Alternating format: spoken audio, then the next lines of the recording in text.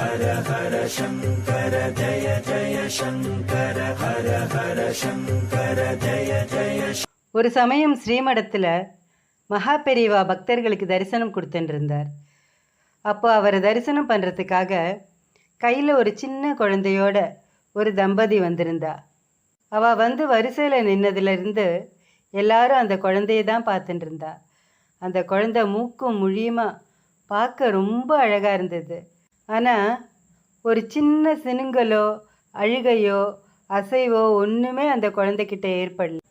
ஒருவேளை குழந்தை தூங்கின்னு இருக்கலாம்னு நினச்சவாளுக்கு குழந்தையோட கண்கள் திறந்த நிலையிலேயே இருக்கிறத பார்த்ததும் ஒன்றும் புரியல. ஆனால் குழந்தை சம்பந்தமான ஏதோ சங்கடத்தோடு தான் அவள் வந்திருக்காங்கிறது மட்டும் எல்லாருக்கும் புரிஞ்சுது. குழந்தையோட பரமாச்சாரியா முன்னால் வந்து நின்ன அந்த தம்பதி அந்த குழந்தைய அவரோட பாதத்துக்கு முன்னாடி அப்படியே தரையில் விட்டா. குழந்தை கொஞ்சம் கூட அழலை, சினுங்கலை, அப்படியே கிடந்தது. பெத்தவா 2 பேரும் கதறி அழ ஆரம்பிச்சா. பெரியவா, குழந்தை பிறந்ததுலேருந்து எந்த அசைவுமே இல்லை. இதுக்கு பார்வை தெரியுமா, காது கேட்குமாங்கிறதெல்லாம் கூட எங்களுக்கு தெரியல. எந்த உணர்ச்சியுமே இல்லாமல் ஜடம் மாதிரி இருக்குது. நீங்கள் தான் அப்படின்னு முழுசாக முடிக்க முடியாமல் கேவி கேவி அழ ஆரம்பிச்சிட்டா 2 பேரும். பதில் எதுவுமே சொல்லாமல் கொஞ்ச நேரம் அந்த குழந்தையே பார்த்துட்டு இருந்த மகா பெரியவா சுவாமிக்கு பூஜை பண்ணின புஷ்பத்திலேருந்து ஒரு நந்தியாவட்டையும் கொஞ்சம் பசும்பாலும் எடுத்துட்டு வா அப்படின்னு தன்னோட பக்கத்தில் நின்றுட்டு இருந்த சீடர்கிட்ட சொன்னார். என்ன எதுக்குன்னெல்லாம் கேட்காம அப்படியே அவர் சொன்ன மாதிரி கொண்டு வந்தார் அந்த சீடர். கிண்ணத்தில் எடுத்துட்டு வந்த பாலை நந்தியாவட்ட புஷ்பத்தால் தொட்டு தொட்டு அந்த குழந்தையோட உடம்பு முழுக்க தடவினார் மகா பெரியவா. இதோ இப்போ ஏதோ ஆச்சரியம் நடக்க போகிறதுன்னு எல்லாரும் காத்துட்டு இருந்தா. குழந்தைய அப்படியே தூக்கிட்டு போய் மாயவரத்தில் இருக்கிற கோவிலில் தட்சிணாமூர்த்தி சந்நிதியில் படுக்க போடுங்கோ, உடனே புறப்படுங்கோ மகா பெரியவா சொல்கிறார். கொஞ்சம் கூட தாமதிக்காமல் உடனே அந்த தம்பதிகள் புறப்பட்டுட்டா. மகா பெரியவா சொன்ன மாதிரியே மாயூரநாதர் கோவிலுக்கு போய் எல்லா சுவாமியையும் தரிசனம் பண்ணிவிட்டு அப்படியே பிரகாரத்தில் வந்து தட்சிணாமூர்த்தி முன்னால் ஒரு துண்டை விரித்து அந்த குழந்தையை கிடத்தினா. இதுக்குள்ளே மகா பெரியவா சொன்னதால தான் அவள் அங்கே வந்திருக்காங்கிற விஷயம் தெரிஞ்சு என்னமோ அதிசயம் நடக்க போகிறதுன்னு நிறைய பேர் அங்கே கூடிட்டா. ஆச்சாரியாலே சொல்லி அனுப்பியிருக்காருன்னா ஏதாவது ஒரு அதிசயம் நிச்சயம் நடக்கும் அப்படிங்கிற எதிர்பார்ப்பு எல்லாரோட முகத்துலேயும் இருந்தது. அதை விட முக்கியமாக அந்த குழந்தைய பெற்றவாளுக்கு கண்டிப்பாக ஏதாவது ஒரு மாற்றம் அந்த குழந்தைக்கு ஏற்படுங்கிற நம்பிக்கை அசைக்க முடியாமல் இருந்தது. நேரம் கொஞ்சம் கொஞ்சமாக நகர்ந்துட்டே இருந்தது. மத்தியானம் நட சாத்துற நேரம் நெருங்கிட்டு இருந்தது.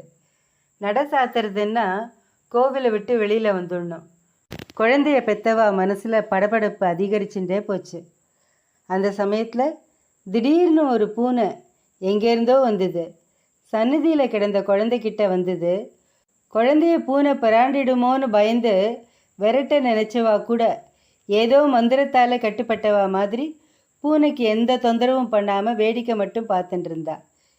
யாரும் எதிர்பார்க்காத நேரத்தில் பூனை சட்டுன்னு குழந்தைகிட்ட போய் அதோட தேகத்தை நாக்கால் நக்கிட்டு ஒரே ஓட்டமாக வெளியில் தாண்டி ஓடிடுது. அந்த நிமிஷம்தான் அங்கே அதிசயம் நடந்தது. பிறந்ததுலேருந்து அசைவே இல்லாமல் ஜடம் மாதிரி இருந்த குழந்தை மெதுவாக கையை காலை உதச்சிண்டு புரண்டு படுக்க முயற்சி பண்ணித்து. பெத்தவாளால் அவள் கண்ணையே நம்ப முடியல. குழந்தை அவள் அம்மாவை பார்த்து பொக்கவாயை காமிச்சு சிரிச்சுது. சரியாக அதே நேரத்தில் உச்சிகால பூஜைக்கான மணி ஓசை கோவில் முழுக்க எதிரொலிச்சுது. ஏதோ காரணத்தினால போன பிறவியில் இல்லை இதுக்கு முன்னாடி ஏதோ ஒரு பிறவியில் பூனையை கொன்று இருந்தாலோ இல்லை குடும்பத்தில் யாராவது அதை பண்ணியிருந்தாலோ அவளோட வம்சம் இப்படி தான் முடங்கி போகும். மார்ஜால சாபம்னு இதை சொல்லுவா. மார்ஜாலம்னா பூனைன்னு அர்த்தம். அப்படி ஒரு சாபம் இவாளுக்கு இருந்திருக்கு போல இருக்கு. அதை நிவர்த்தி ஆகிறதுக்கு தான் மகா பெரியவா இவாளை இங்கே அனுப்பியிருக்கார். கூட்டத்தில் யாரோ சொல்லின்னு இருந்தா. அவளுக்கு பூனை தோஷம் இருக்கும்னு தெரிஞ்சுட்டு அந்த விதியை மாற்றி விதிமீறல் பண்ணாமல் அவளோட பாவம் தீர்றதுக்கான வழியை மட்டும் ஏற்படுத்தி கொடுத்து மாயவரத்துக்கு மகா பெரியவா அனுப்பியிருக்கார் அப்படின்னா அது ஒரு பெரிய ஆச்சரியம். அதை விட ஆச்சரியம், குழந்தை மேலே பால் வாசனை இருந்தால் பூனை வந்து நக்கும், சாபம் போயிடும்னு முன்கூட்டியே தீர்மானித்து புஷ்பத்தால் குழந்தையோட தேகம் முழுக்க பாலை தடவிருக்காரு. அது எவ்வளவு பெரிய தீர்க்க தரிசனம். தன்னை நம்பி வந்த பக்தர்களோட பிரச்சனை எதுவாக இருந்தாலும் அதுக்கான தீர்வு கொடுத்து அவளோட வாழ்க்கையை சந்தோஷமாக ஆக்கி எத்தனை குடும்பங்களை விளக்கேற்றி வச்சிருக்கார்.